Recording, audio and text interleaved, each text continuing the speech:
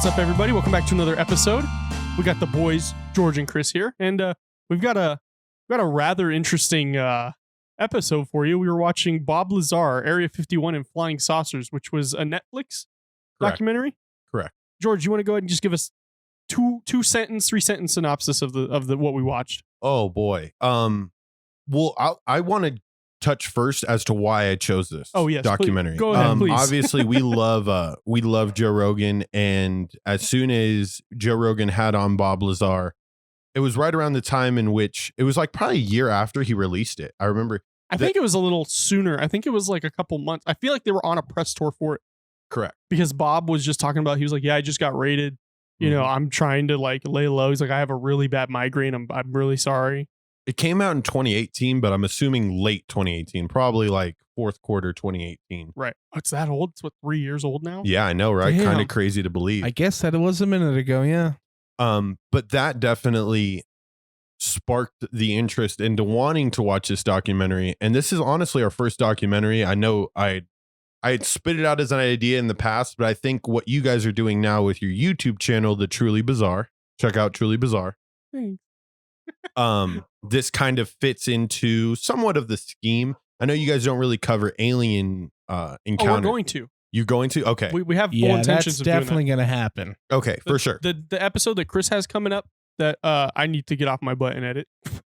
I feel so bad for Chris because I've been meaning to edit this and I've just been procrastinating so hard. And I'm like, poor Chris. Chris put a lot of work into this goddamn video. I need to put in my part. But Chris has It's going to happen. It's going to happen. Chris has a really, really interesting episode, and I think that's going to really propel us into getting into more extraterrestrial. Some nutty ass shit, bro. I cannot wait. wait. So getting back to it, Bob Lazar's documentary pretty much just encapsulates Bob Lazar's experience at Area 51. The couple of months he worked there. I don't know if we pinpointed actually. I did not pinpoint how long he worked there. From what I remember in past podcasts, it wasn't very 4 long. Months. It was probably like 4 months. Well, you know why he was no longer working there, right?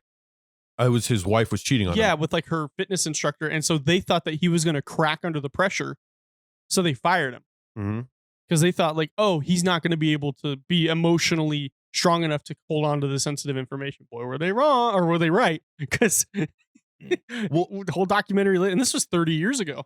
It's interesting to me. This documentary was an hour and a half. It could have very well been 2.5 hours if you really go into that part of Bob's life, which I think in the director, Jeremy Corbell, possibly wanted to touch on that.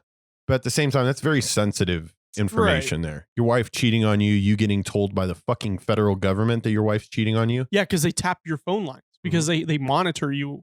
You know, that's got to be some shit like, hey, your wife's there. Like, oh, thanks.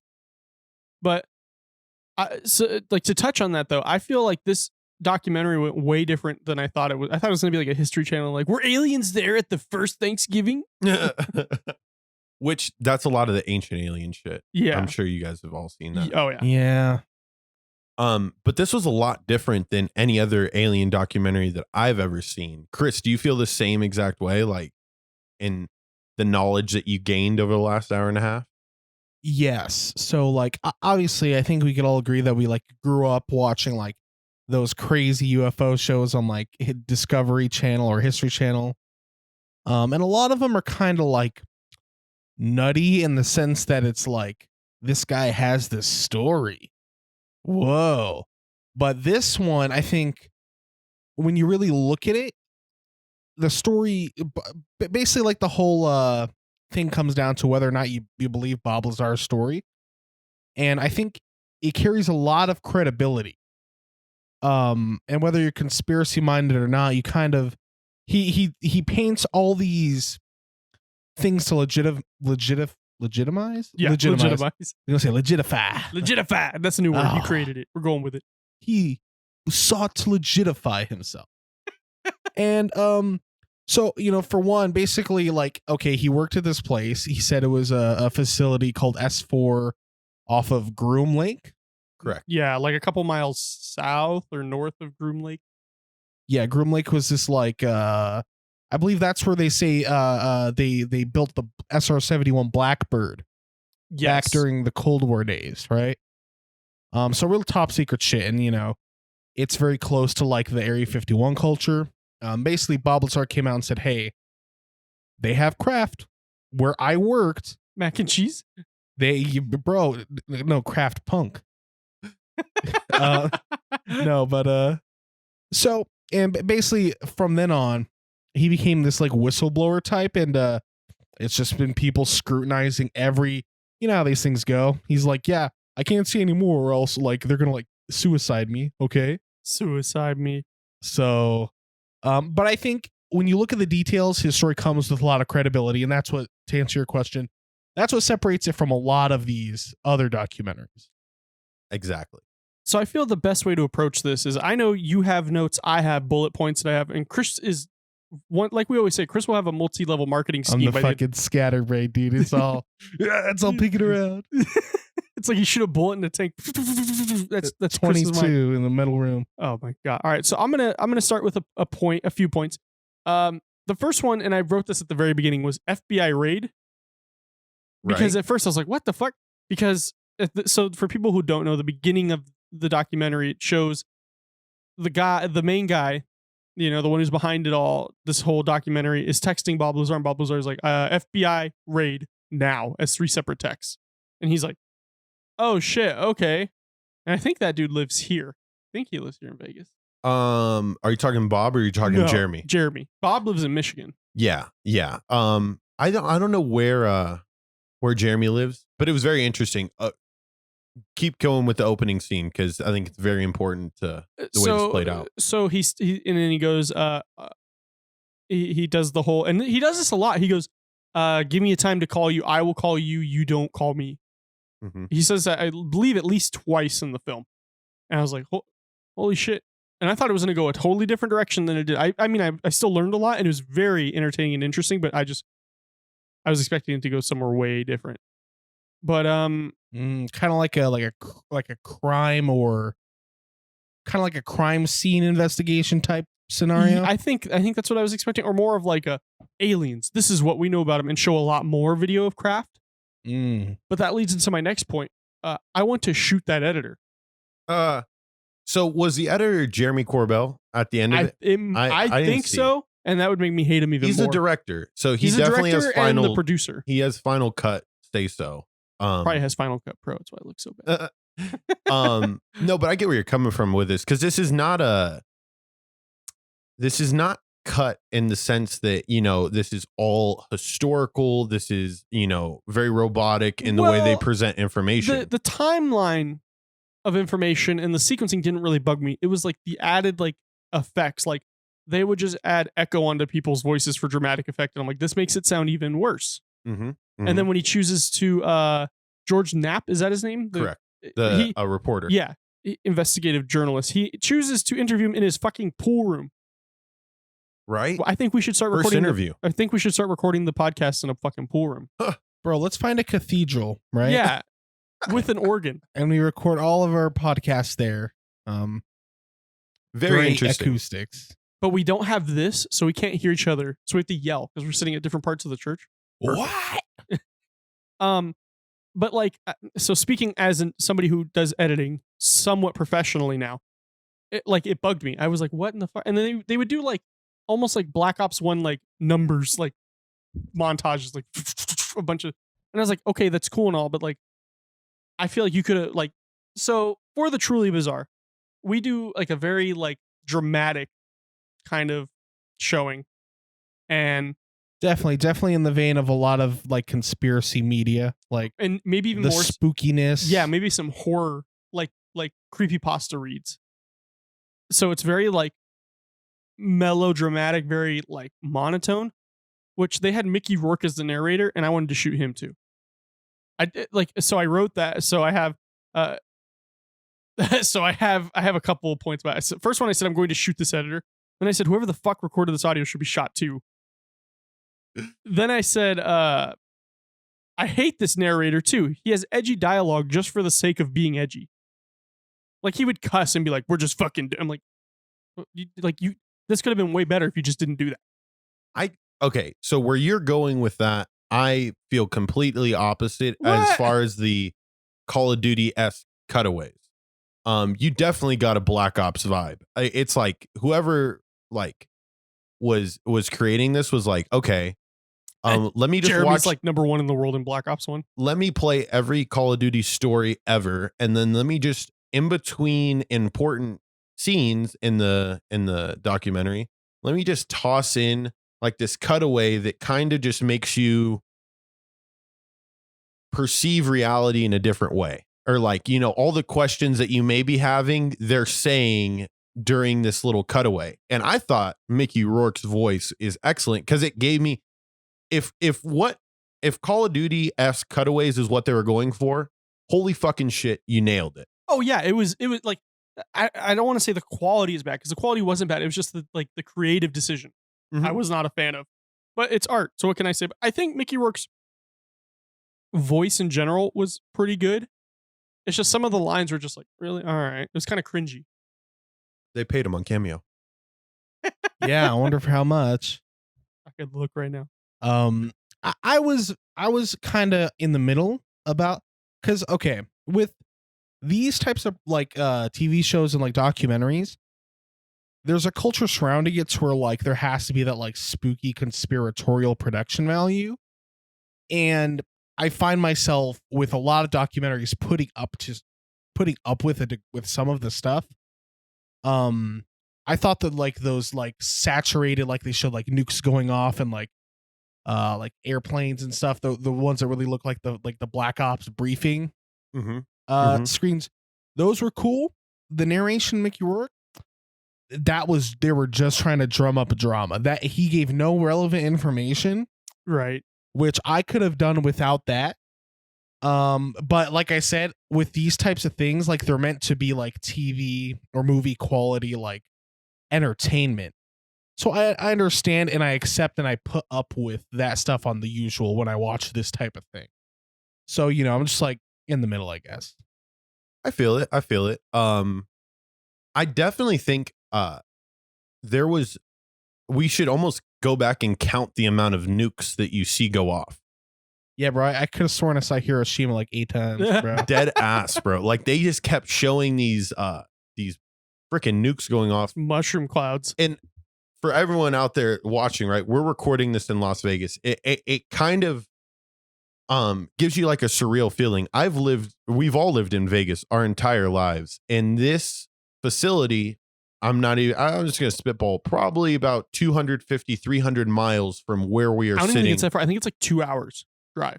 Right now. It's like an hour, maybe like 180 miles. Could be even shorter. Because San Diego's like 300 miles, and that's like a 4 or 5 hour drive. You're right. That's Cali traffic for you. Even with like, I'm talking 4 hours with like no traffic. Okay. But I mean, didn't you guys feel that like kind of all setting in? You're just like, man, this shit is fucking within driving range of us. Yes, but I've always felt that because I like to freak myself out and get anxious, and I would like a channel we like to model ourselves after with the Truly Bizarre is called Top Fives. So that's a lot of where I gain my influence from. And I watched a ton of videos about aliens that he does, and 99% of them S4, Nevada, approximately blah, blah, blah, from Las Vegas. I was like, huh, I'm gonna die. Right. So, one of the questions that I had, and I wonder if you guys had the same thing, you know, Bob's story is so fucking unique, and you know, it's very specific because, like we said, you know, he didn't get to see the whole shebang. It was compartmentalized. It was very compartmentalized. He had a very specific part in the project in which he was able to elaborate on that specific part in great detail in this documentary. You're going to find out exactly what he worked on once you start watching this. But my question was, you know, he's not the only person. There has to be close to now, it's been 30 years, thousands of people to have come out of working at S4 or around that location. And I was wondering if you guys felt like, you know, did that give you any sort of skepticism as to why anybody else hasn't spoken out? Or do you think, you know, they saw what happened to him and they're like, let me not speak out? What do you guys feel? Definitely. I feel like maybe the other people just are like, I'm fucking happy to be here. Like, if you ever played Fallout New Vegas, there's that Mr. Fantastic. Do you remember that? No. So he's working on like a power plant, and they just asked him if he had a degree in theoretical physics. The NCR ran Hydro Helios. Yeah. And they asked him, That they're guy like, was weird. do you have a degree in theoretical physics? He goes, I have a theoretical degree in physics, and they're like, perfect. So he's just so happy to be there because he's in charge. So I feel like a lot of I think in the Joe Rogan interview, he says like the guy he was working with was very like, yeah, isn't this shit cool? Like very like, I like being here. Mm-hmm. But I mean, Chris, what do you think? Playing into that, you know what I mean? Like, why hasn't there been more people to come out and just, spread their wealth of knowledge? Okay, so my perception is that like these people, when they were briefed for this fucking project, they were they weren't told like, oh, just don't tell anybody. I'm pretty sure that these people were told like, if you let these things out, you're gonna get offed. Like that was my perception of how these types of things go. Because like, dude, that's like beyond classified, right? And the way Bob Lazar puts it is as like, they needed me so bad, and that like he's like and they show how knowledgeable he is. This guy has a particle accelerator that he fucking built. His house is a lab. Yeah, and then he has his own lab too, which is astonishing. But I guess we'll get into that. He figures, yeah, they must have needed me so bad for this project that's the only reason why I got to know all of this information, and they took that risk, is because they so desperately needed me. Yeah, because he was saying like they had their pick at any scientist in the world, but they picked me, and I think the reason why is because he had that jet engine car, a jet engine fucking motorcycles, jet engine fucking red wagon.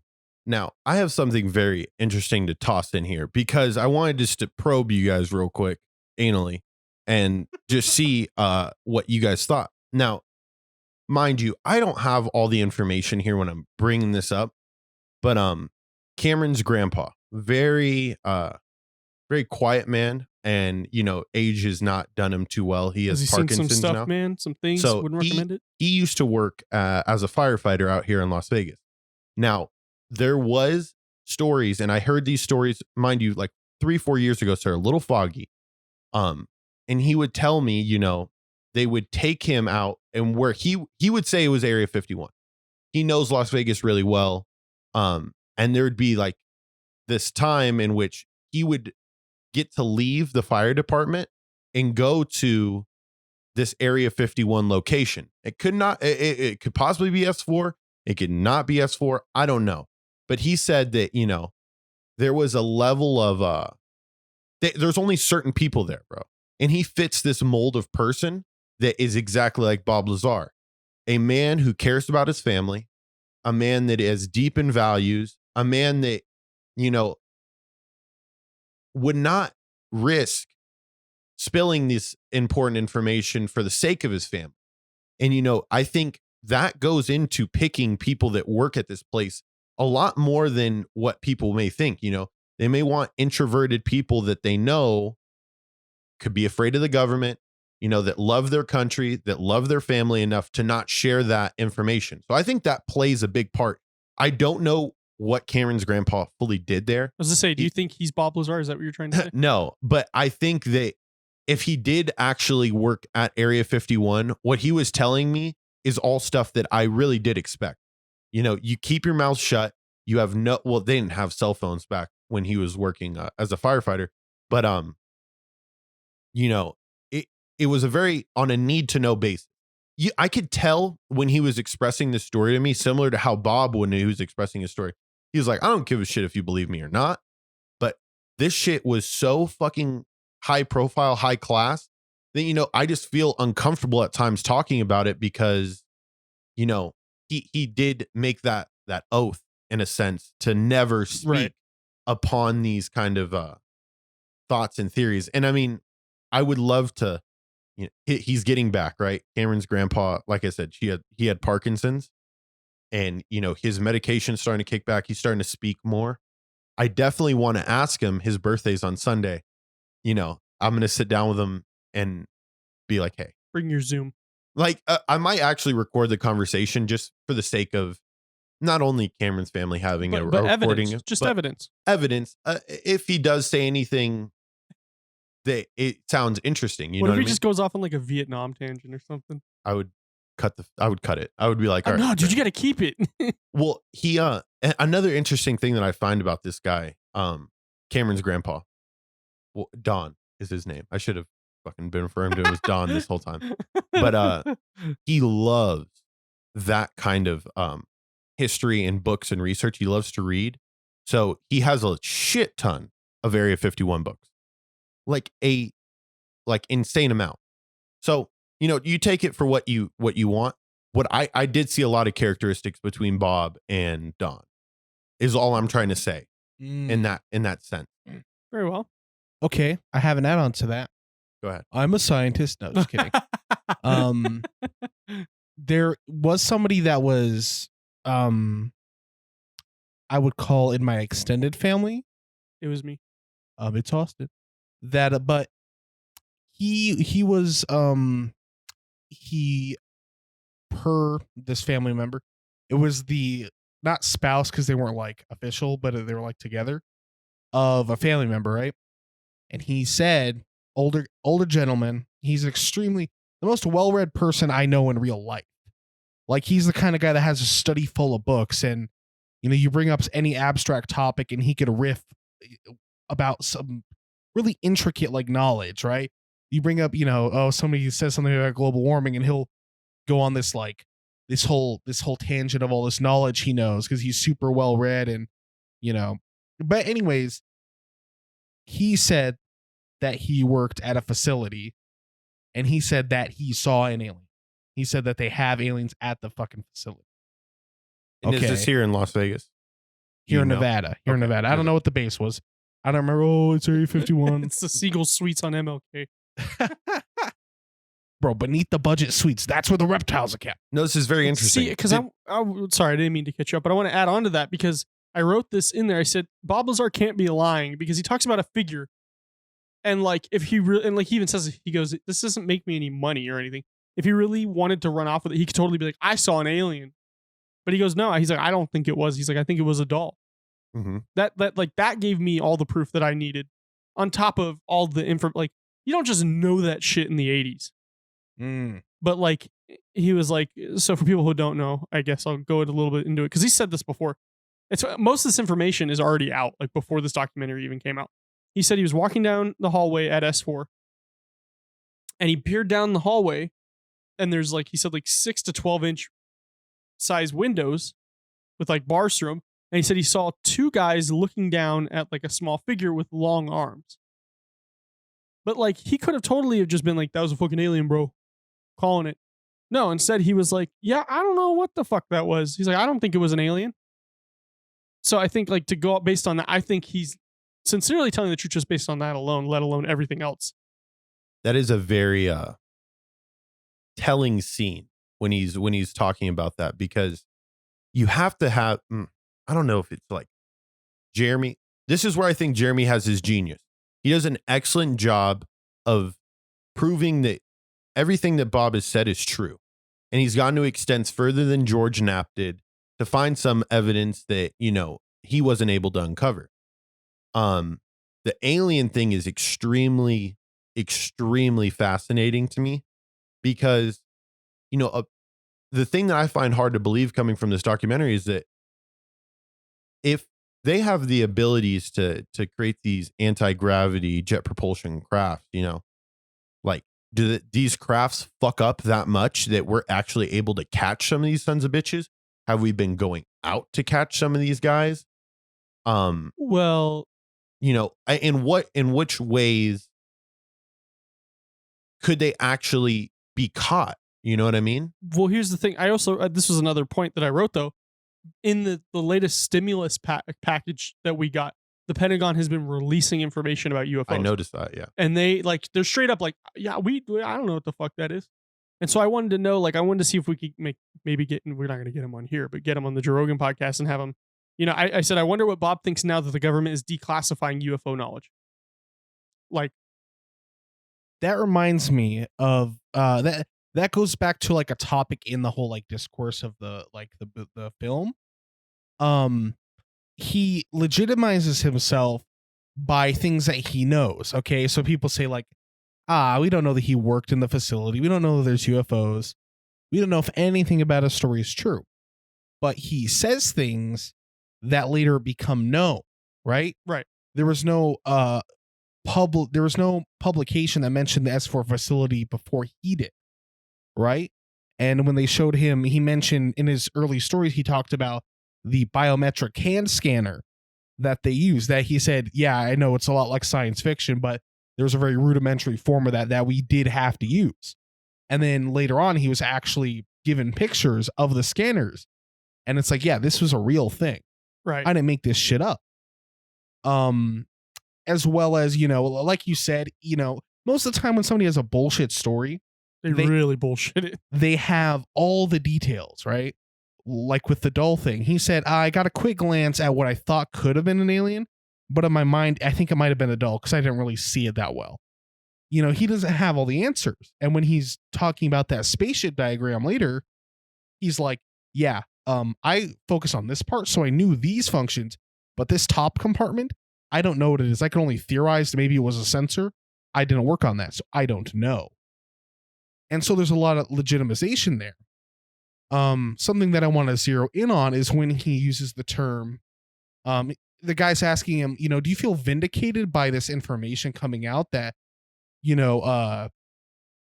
adds to your credibility by like confirming these things that you said? He said, yeah, it's nice to be vindicated, or, they're like these little told you so's.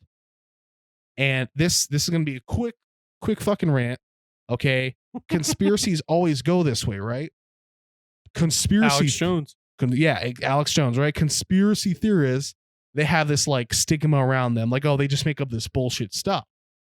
But then you have conspiracies that turned out true, like Operation Midnight Climax, COINTELPRO, all these other conspiracies, right? That or like the farce that was the Gulf of Tonkin that got into Vietnam. It was fucking bullshit, right? All this shit is historically confirmed to be a conspiracy in hindsight. But do you think the conspiracy theorists, did anybody ever apologize to them and say, oh, I guess you were right? No, they just say, oh, I guess he was right. Yeah, they just silently accept it. And so it feels like I told you so, because it's like, and I understand there's like the social pressure to, you don't want to be the conspiracy guy, but then at the same time, science shouldn't be a dogma. You know what I mean? Right. Mm-hmm. He wears that shirt with the Einstein quote that says, I'm glad you saw that. I saw it too. What did it say exactly? It says if we knew what we were, if we knew what we were reading, if we knew everything, or it's like if we knew what we were doing, we wouldn't call it research. If we knew what we were researching, we wouldn't call it science. Yeah, which means that science is taking what you know, but also accepting that there are unknowns. Mm-hmm. And that speaks totally true for this like topic. People always are like quick to decry pseudoscience, like that's not proven. Neither was fucking round Earth, motherfucker. It's still not to some people. Okay, yeah, but that's the whole point of science. Topic, those motherfuckers. That's at least what I got from all the science classes I had. Is like, I feel like pseudoscience. So like, I have a small programming background. We would do pseudocode. Okay, what is that? I have my notes open right now. Instead of typing my text, like my code, into a code compiler, I would type it into here.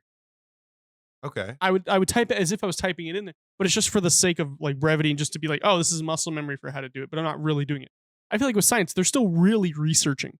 Mm-hmm. It's not like, oh, we're pretending like, oh, I put on my so put on my fake little telescope, and I think that's the beauty of humans in a sense.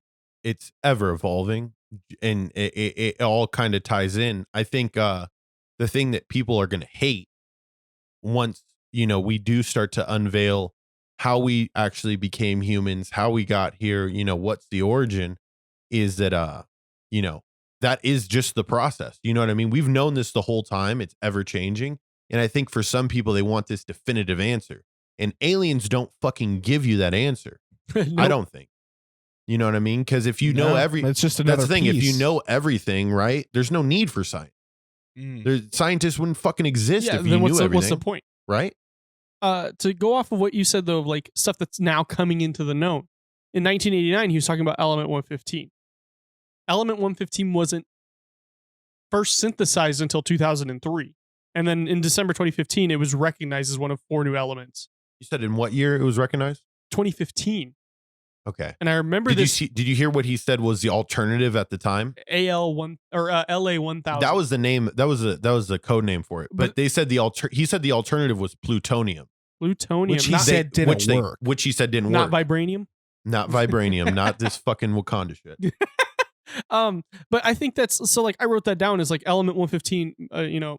Moscovium, and they said that they called it LA 1000, and they said it was like to stop people from asking questions. It's an armor material. They're like, it's for the government. We're testing out a new armor material here, and they're like, okay. Places not like S4. Maybe like Los Alamos. Okay. Do we want to go on the brief Call of Duty connection? Holy shit. I think we have to. So might as well just jump into it. I think Call of Duty did a phenomenal job of, at least in the most entertaining way, informing us of what could possibly be the most evolutionary element ever known to man. Which I appreciate. Thank you, Call of Duty, because our parents are going to be like, how the fuck did you know about Elephant 115? You know what I mean? You bought it for me, Mom. At GameStop, you had to. I wasn't old enough. You had to show me your ID. No, you guys go ahead. I gotta flip my chain. You around. guys I just realized it. Go ahead and talk about it. Okay, so when I started seeing science documentaries and shit talking about Element 115, I'm like, bro, they talk about it in Call of Duty Zombies. It was very cool. Like the story of the zombies got off the rails a few games in, and it was like, I don't give a fuck about this anymore. But there was a point where it was really subtle and interesting. Like there was hints in the game. You had to put it all together like puzzle pieces, right? In the lore, Element 115 was extraterrestrial. There was an event where a meteor crashed into the Earth. I think it was called the Tunguski event or something, named after the place where it landed. And basically in the lore, the Element 115 exposure is what caused people to start turning into zombies. And so basically the story follows that. Relating to this, there's a subplot. Basically the Illuminati is a thing in that story, right? And Group 935 are the scientists who do all the zombie shit. They thought up all the technology, the teleporter. They use Element 115 to time travel, make wonder weapons, crazy the Thunder Gun ray gun, all this crazy shit. But there's also in the map Keynote or Toten and other maps, there's diagrams of UFOs. And basically it's what oh my god, what's the guy we're talking about's name again? Bob Lazar. Bob Lazar. Yeah, Bob Lazar. I was gonna say Rick Toffin. Holy shit. Well, Group 935 was developing all of Group 935's technology uses Element 115, and they were making diagrams for spaceships that you could find in the maps. It had all these equations on it, and it was they went into some other stuff it's ether based technology, but it was a propulsion system that was fueled with 115. So I always say hats off to that fiction in the video game for doing such an outstanding job of being entertaining. I guarantee you one of the writers saw that news report in 89 and was like, yo. Well, it's kind of crazy that you said it became an element in 2015. Research is done, I'm assuming, had been going on for a while. They were synthetically creating it, like you said. Bro, it's the perfect real world tie that you never expect from Call of Duty. And which makes me think, that whoever was creating this, with those Call of Duty cutaways and shit, dude, it's like you're playing the story of a Call of Duty game in a sense. I like Chris said, it blew my mind when you start hearing Element 115 and you're just like, whoa, I feel like he's about to make a ray gun. You have this eerie feeling that he's gonna tie it into Call of Duty somehow. Never happens. So the fact that it never happens, we're gonna continue on, yeah? Yeah. Let's go to the next segment of it. So real quick, they talk about so all throughout the documentary, they're showing news because he was on the news a lot when he came out about it. he talks about he was shot at with warning shots. Well, he was shot at. The news reporter goes, "Oh, do you think it was a warning?" He goes, "It was a pretty damn good warning because they blew up my back tire." I don't think it was a warning. I don't either. No, I wholly believe that they tried to kill him. Yeah.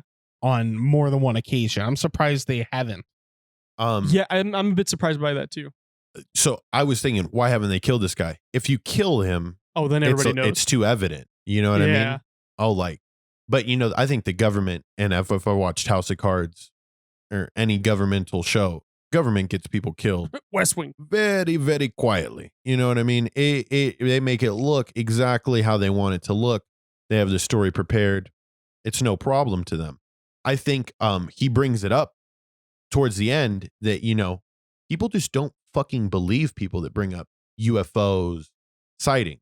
They're like, oh, let's just take away all this dude's credentials. Nobody will believe him. Let's take him off the map, and nobody's going to believe this guy. I mean, who would believe a guy that isn't an actual scientist? Right. Or somebody who has a degree because they called his schools because I think he said he went to MIT. And they're like, who? Right. And then they called Los Alamos, and they had a phone book from them, and they were like, look, we know he's here with the other scientists. And they're like, no, I don't know what you're talking about. Can you imagine? That's the thing. I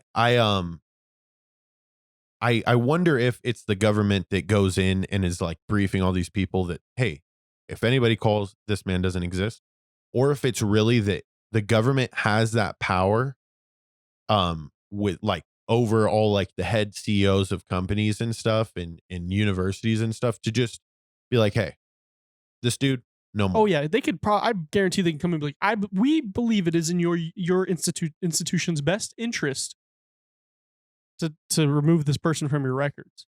And how much money did you say you needed for that new football field? And here you go. And did we tell you we have a guy who can spray paint it blue and gold at midnight and have a pristine job done? Or spray paint a table and put the Lukewarm Cinema podcast on it? We got the guy. Speaking, so people watching this right now will see that we have a table now that George made, and I think it looks fucking badass. It's our normal table. He spray painted it black and then put white lettering that says the Lukewarm Cinema podcast. I think this is fucking genius. So for people who are listening, not viewing, but listening, I just described it for you. So this is a reason to go check out our YouTube channel. Yeah. Or our Twitter and our Instagram, because that's going to be there. And then see the pic. Why not? No, I was tired of seeing this fucking ugly ass. It was one of those plain ass. You probably played beer pong on one of these tables. It's a nice little 6-footer. It's not regulation I made size. a lot of Thanksgiving dinners at the kids' table on this. Right? We've all sitting at this table before, but this table just a little bit more special. I personally, and I listen to a lot of podcasts, I watch a lot of podcasts. No other podcast really has a table with their name on it, if I'm being honest. Well, Joe Rogan doesn't need to, but hey, well, fuck him. What do they put what do they put him with the monkey? Just yeah, I hope they do. So George, I know you. I think I've covered all of my points. I have a couple a reactionless craft and a craft that could self-orientate itself. I just found those very interesting. I was like, what the fuck? And how he said the craft. So for anybody who's not seeing this, he said that it would be belly down like a normal saucer would that you would think, and it would go. When it takes off, and then when it gets into space, it would turn its belly up towards the destination. And it would go that direction. So it would fly sideways. Honestly, how a rocket does.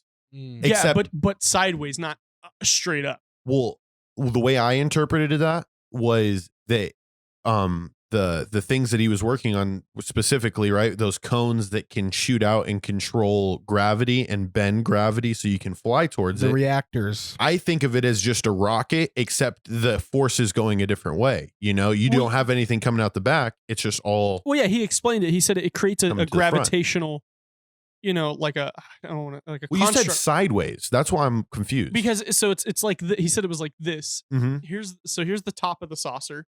Here's the bottom. He said it would go like this and go this way. For sure. So okay. No, we're on the same page.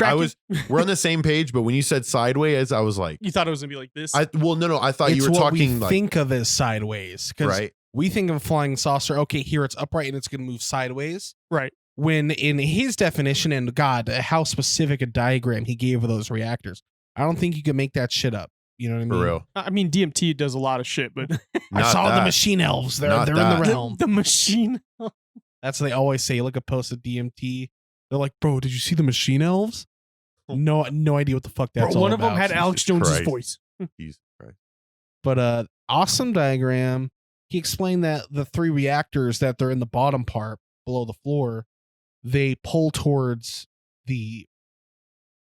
basically they're what pulls the ship towards the whatever the destination is. Yeah. Well, he gave like a elementary school style like experiment you could try. He said, okay, put a bowling ball on your bed. Then about a foot away, push your fist into the bed, and when the ball comes towards it, that's kind of the effect that it has. It creates like a dip in gravity, so it comes towards Balls it. forward. But it'll do that at like a great distance, or it'll like keep resetting itself, so it continuously moves. Yeah. Which is just absolutely insane. But I think theoretically, right? Scientifically, that's, we've been taught gravity our whole lives throughout every facet of science. The fact that it ties in directly towards gravity, I'm like, well, that shit already exists. And you know what I mean? This is just the next version. We're going to be able to bend that shit. Right. You make me think of a very important and really nice way that he put it in the documentary. He says that like with the way we treat like the concept of, this alien craft that has never existed before, Right.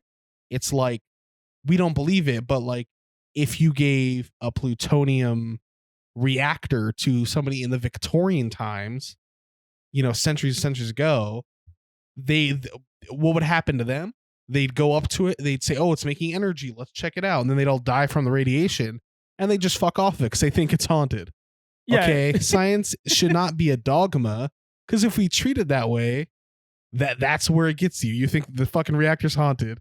So that's why we have to kind of be open to, we're not at the final stage of science, it's always moving forward. Mm-hmm. Right. Like if you look at just like this right here, a cell phone. You good? Yeah, I just read this next point that I wrote down. I completely forgot I wrote it down. Okay. So if you look at the cell phone though, if you go back 15 years, this shit would be like, what the fuck is that? Mm-hmm. But now we're like, yeah, I just got an iPhone XR, bro. Like, what the fuck? I don't even got the 12. Right. It's like how he said, like, he took it for granted. Like, if you gave somebody in the 1800s a car, after a couple of days, they'd be like, all right, it's a car. You just take for granted. But please, George, enlighten us on this. I'm sorry. I like literally can't stop laughing because how the fuck have we not talked about Bob Lazar getting arrested? Oh, fuck. For fucking setting up a brothel with hookers and stuff in this cul-de-sac. I feel like what happened, and like the George Knapp said, like, he thought it was fucking funny, and he was like, bro, you're like delegitimizing everything I've done. But that also led into like how, so before we go into the details, he said, he went to trial for it, and he said it would have been like, up until that point, nobody had been charged with like prostitution or something like that, but he was. Mm-hmm. And this was after he had come out and said like, oh yeah, aliens. And they basically were looking into his background and they couldn't find anything. And so they were basically like, well, we recommend probation, but we're going to recommend more because we can't identify who this guy is. And we think he might just be lying to us. Cause he gave him the whole spiel too. Like, yeah, I went to MIT. I worked for Alamos Labs. I worked for S4. Whoa. When the government's plan backfired.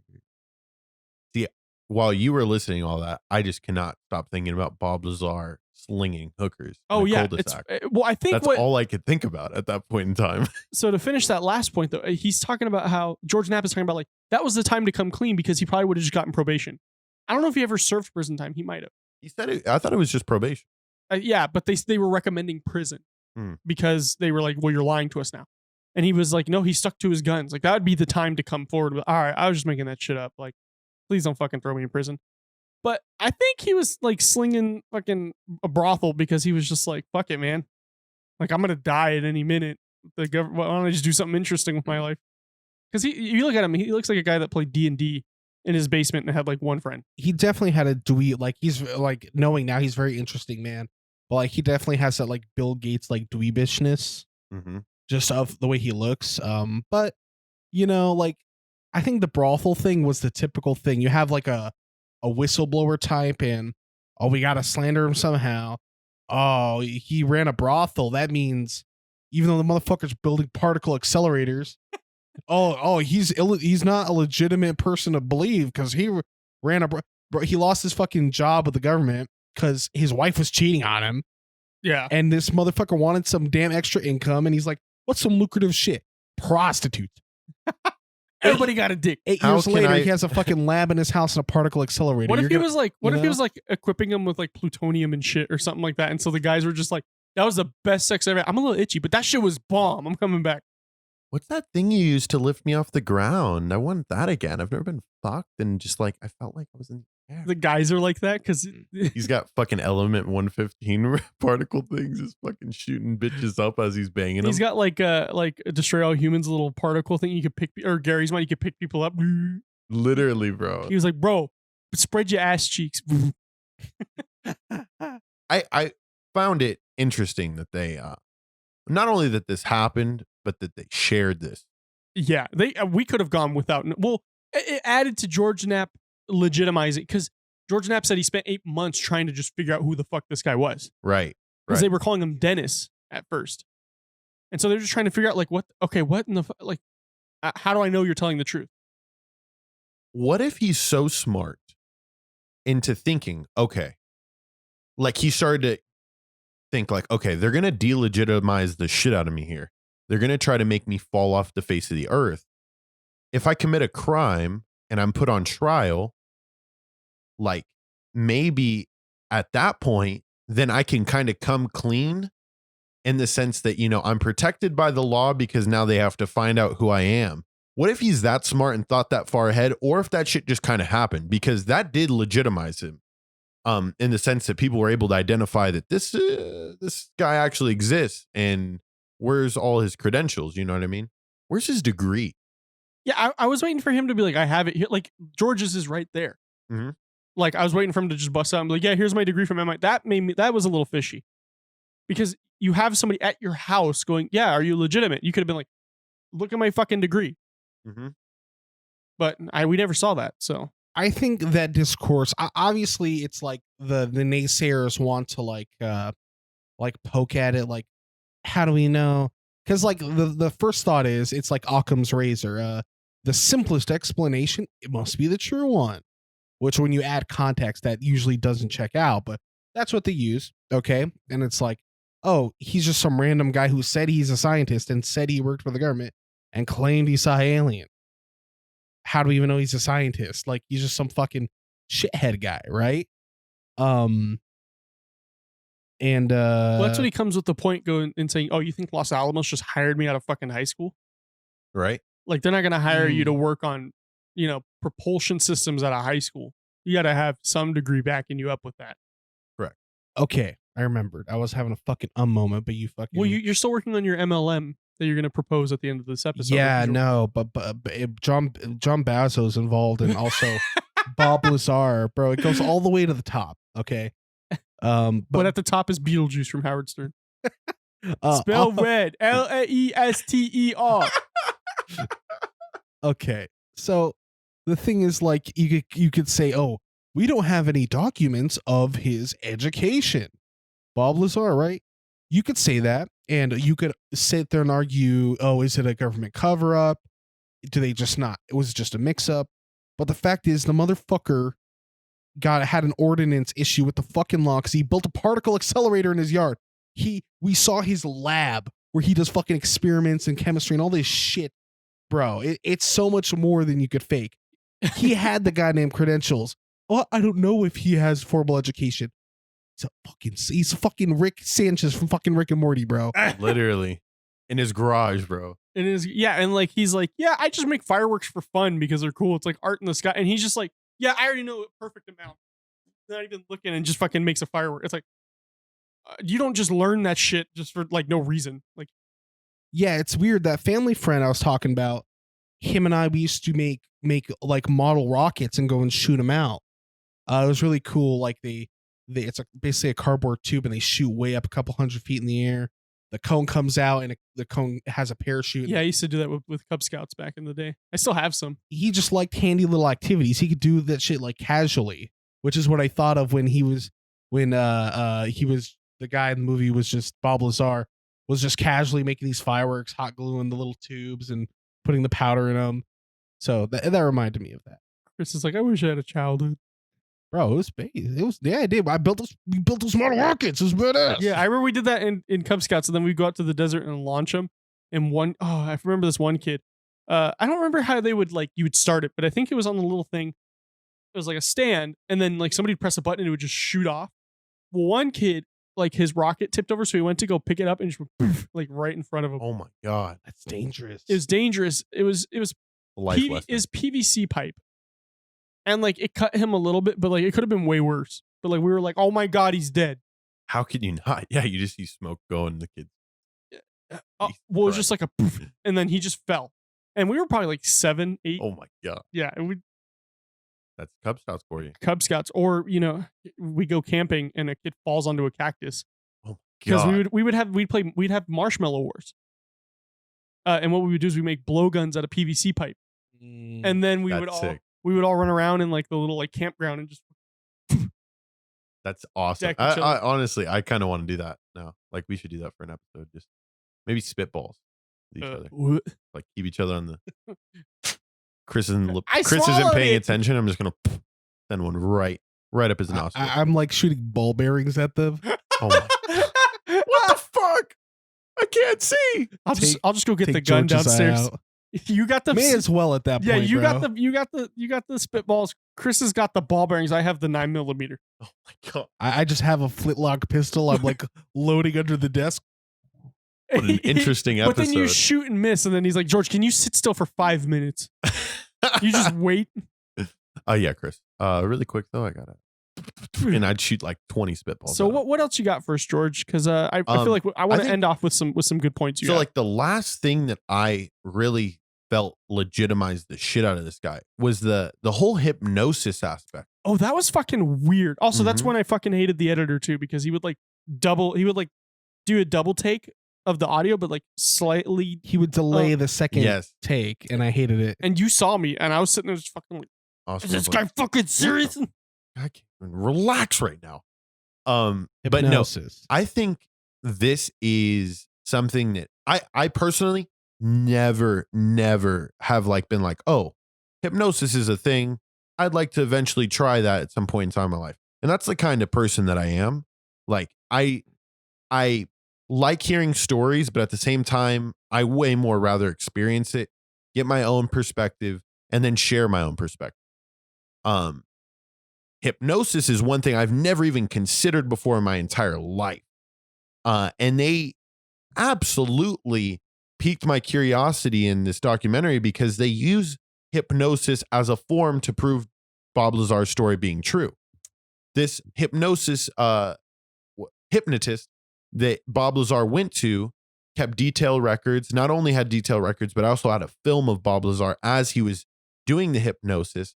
And what he was saying is, people who are pathological liars, it doesn't matter how much hypnosis you do on them, they're going to continue to be pathological liars. It's not like some truth serum.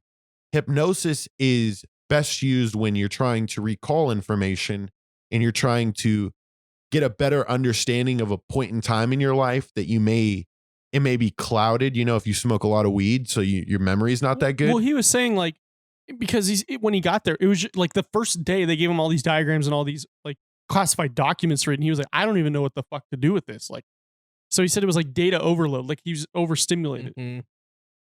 And so like what he was saying is he was like, I feel like the memories are there. I just can't actively like remember them. But I feel like this is going to help me it's kind of like seeing your wall and just going, oh, if I poke a hole, I can see the drywall in there.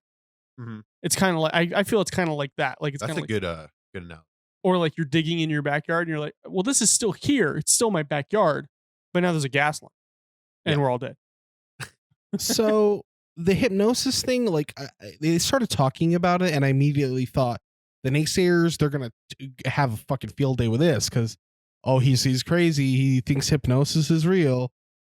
But then like they explain like real hypnosis. It's not like cartoons where like they swing the pendulum and they make you do things while you're unconscious. And lick my wiener.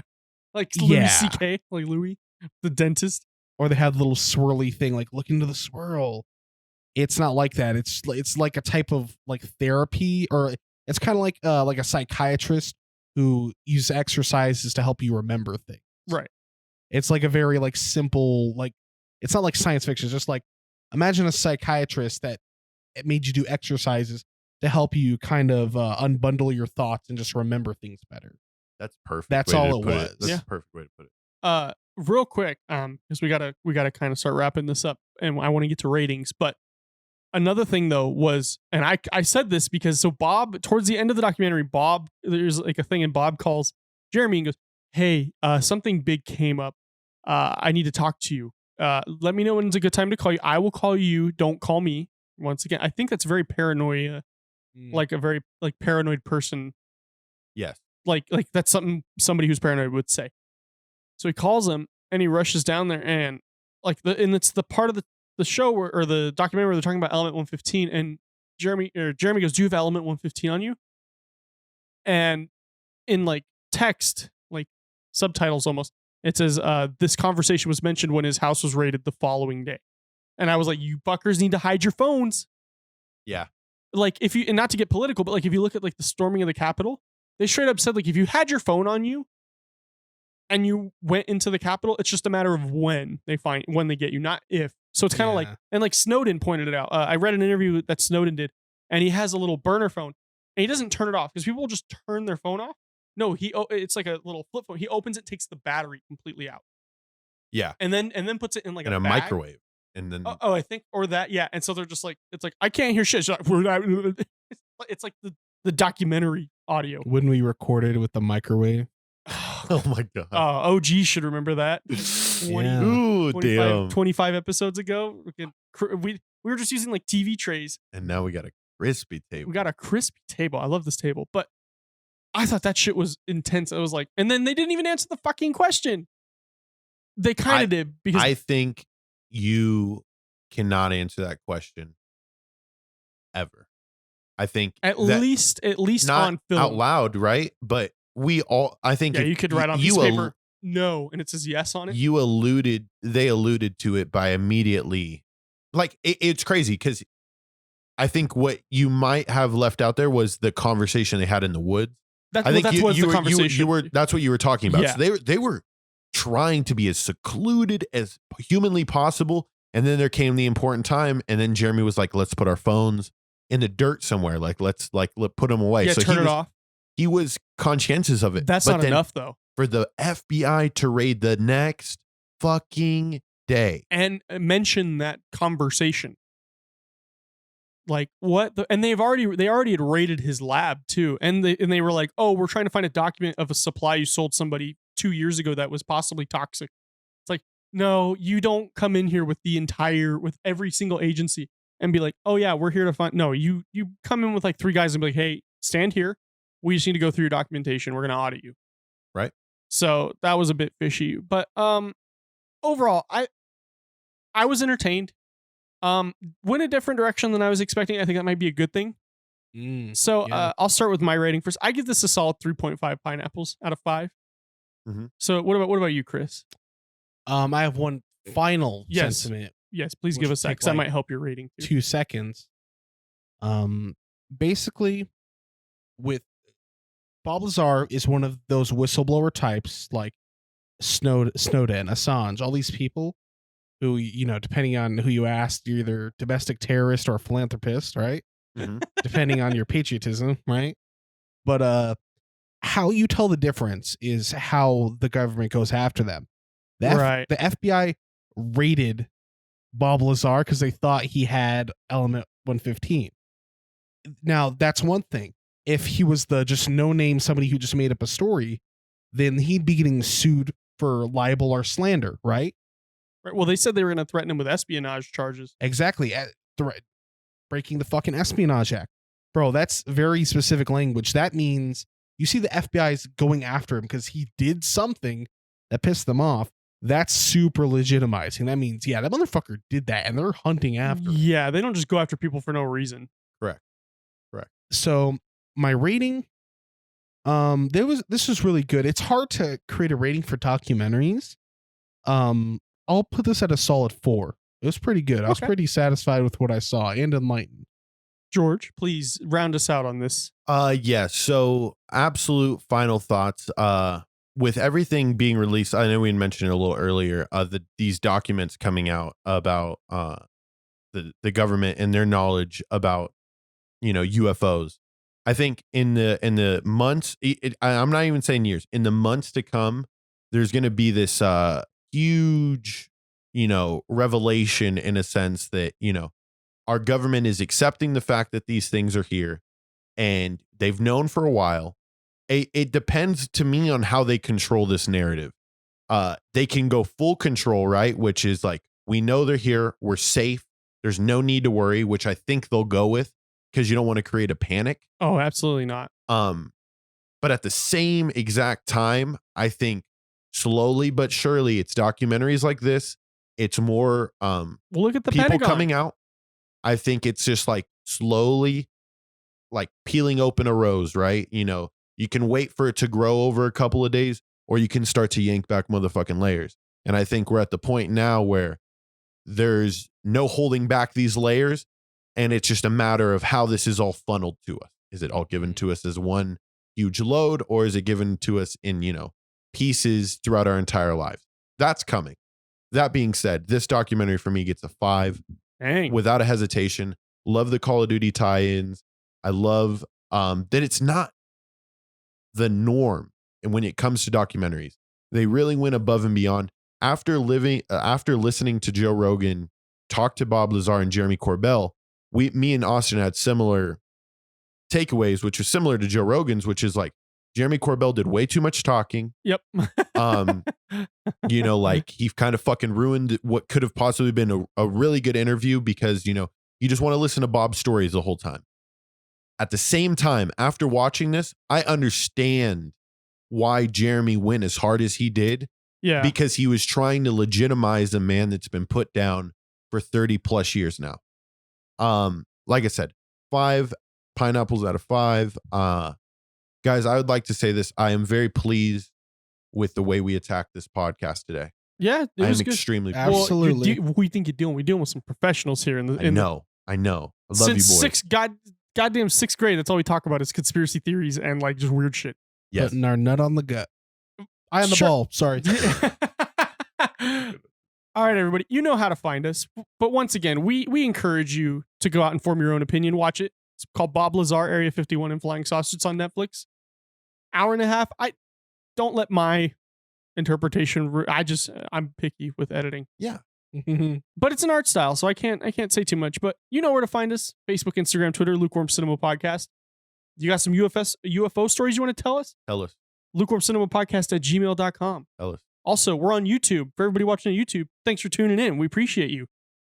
Find us Lukewarm Cinema Podcast. And until next time, guys, Jinqui. Jinqui. Jinqui.